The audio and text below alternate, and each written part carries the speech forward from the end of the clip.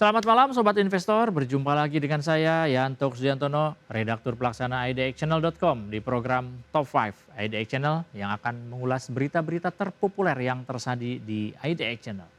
Pekan ini pasar modal bergerak seperti panggung besar yang dipenuhi manuver tak terduga. Dari langkah Archie Indonesia yang masuk ke arena panas bumi bersama mitra dari Amerika, hingga manuver raksasa Danantara dengan investasi jumbo sebesar 20 triliun rupiah. Kemudian ada juga tensi pasar yang menguat seakan menandai babak baru persaingan korporasi. Sentimen komoditas pun turut memanas. Rencana penerapan B50 menggulirkan momentum yang bisa mengerek harga CPO menuju level psikologis Rp5.000 Malaysia per ton. Sementara itu, deretan harga saham-saham milik konglomerat dan tambang tampil sebagai bintang utama dengan rally agresif yang memecah keraguan investor. Adapun bumi melesat tajam dan menembus batas-batas historisnya, sementara Brent, Raja, PTRO, Dewa dan Ratu bergerak serempak membawa nafas optimisme baru. Aksi korporasi yang kian intens, kebijakan energi yang kian strategis, serta derasnya arus modal menjadikan pekan ini terasa seperti momentum besar yang tengah menyiapkan kejutan berikutnya di pasar saham. Kami sudah merangkum berita-berita terpopuler tersebut untuk Anda. Sobat Investor, berikut Top 5 IDX Channel hari ini. Berita pertama, Archie Indonesia atau kode Archie menggandeng perusahaan Amerika Serikat dengan membentuk usaha patungan panas bumi. PT Archie Indonesia Tbk dengan kode saham ARCI atau Archie membentuk perusahaan patungan bernama PT Tokatindung Geothermal atau TTG bersama Ormat Geothermal Indonesia. Ini merupakan bagian dari Ormat Teknologis asal Amerika Serikat.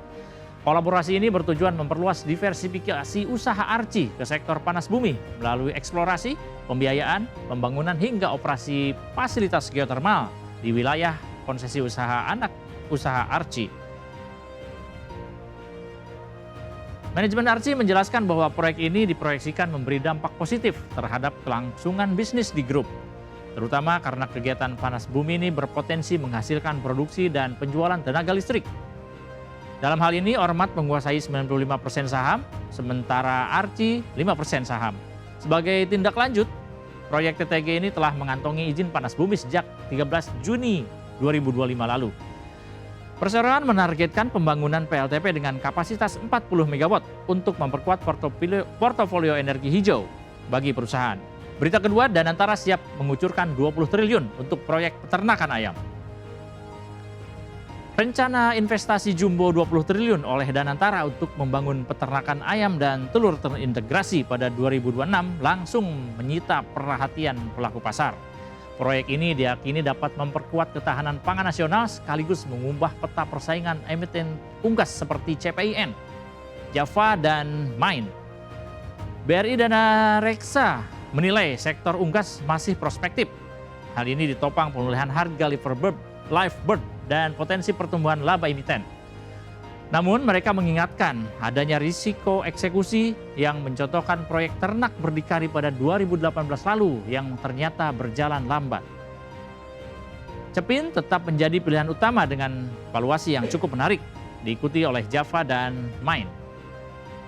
Secara teknikal, analis Michael Yoh menyoroti peluang penguatan Java yang berhasil menembus pola double bottom di area Rp2.250 per saham. Jika level ini bertahan, Java disebut berpeluang melanjutkan rally hingga Rp3.200 hingga Rp3.500 per saham. Berita ketiga, sentimen B50 bisa mendongkrak CPO ke harga Rp5.000 Malaysia. Harga CPO berpeluang menembus angka Rp5.000 Malaysia per ton pada paruh pertama 2026 seiring rencana Indonesia menerapkan program biodiesel B50. Kebijakan ini diperkirakan menyerap 18 hingga 20 juta ton CPO per tahun untuk biodiesel, sehingga ini akan memperkuat pasokan global dan mendorong rebound harga minyak nabati. Pengamat pasar menilai sentimen B50 akan menjadi katalis positif untuk saham CPO, meski sejumlah emiten seperti TAPG dan DSNG sudah mencapai rally cukup tinggi. Dikatakan bahwa BWPT dan SIMP masih menarik, masing-masing dengan target bullish di atas level 180 dan target kenaikan menuju 920. Dari sisi industri, Gapki memperkirakan ekspor sawit Indonesia bisa turun menjadi 26 juta ton pada 2026 akibat penyerapan domestik yang meningkat. Pemerintah juga telah mengkaji opsi adanya DMO sawit untuk menjamin pasokan biodiesel, meski opsi ini berpotensi meningkatkan pungutan ekspor dan menekan harga di tingkat petani. Berlanjut ke berita keempat, saham Bumi tancap gas melesat hingga belasan persen. Saham PT Bumi Resource atau Bumi melejit 14,58% ke level 220 pada Kamis 13 November 2025. Ini memperpanjang rally hingga hampir 60% dalam sepekan. Lonjakan harga yang disertai volume besar dan tembusnya level psikologis di level 200 menandakan masuknya aliran modal baru dan perubahan tren jangka menengah. Bumi saat ini berada dalam fase ekspansif yang bullish dengan potensi kenaikan menuju 230 hingga 250 per saham selama harga masih bertahan di atas 180. Meski demikian, analis mengingatkan bahwa potensi koreksi sehat mengingat kenaikan yang sudah sangat agresif.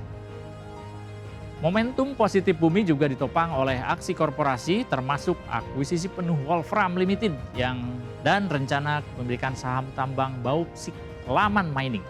Reformasi tarif royalti IUPK yang turun dari 28% menjadi 19% juga akan menjadi katalis dalam hal efisiensi ini. Sukor Sekuritas memproyeksikan laba bersih 2026 akan naik 14% menjadi 72 juta US dollar. Berita kelima, deretan saham konglomerat masih menyala. Siapa yang paling menarik? Sejumlah saham konglomerat mencatat kinerja kuat menjelang akhir November, dipimpin oleh brand yang resmi masuk MSCI Standar Index. Saham Bumi, Dewa, Raja, PTRO, dan Ratu juga mencatatkan kenaikan signifikan ditopang sentimen ekspansi serta katalis fundamentalnya masing-masing. Pengamat pasar Michael Yo juga menilai peluang penguatan masih sangat terbuka, terutama untuk saham yang mendapat dampak inflow dari MSCI. Ia juga menyoroti saham konglomerat yang belum masuk indeks seperti Bumi, Raja, PTRO, Dewa, dan Ratu sebagai kandidat berikutnya.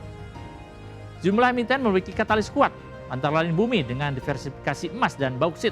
Lalu ada Dewa dengan stabilitas EBITDA dan proyek di tambang-tambang barunya.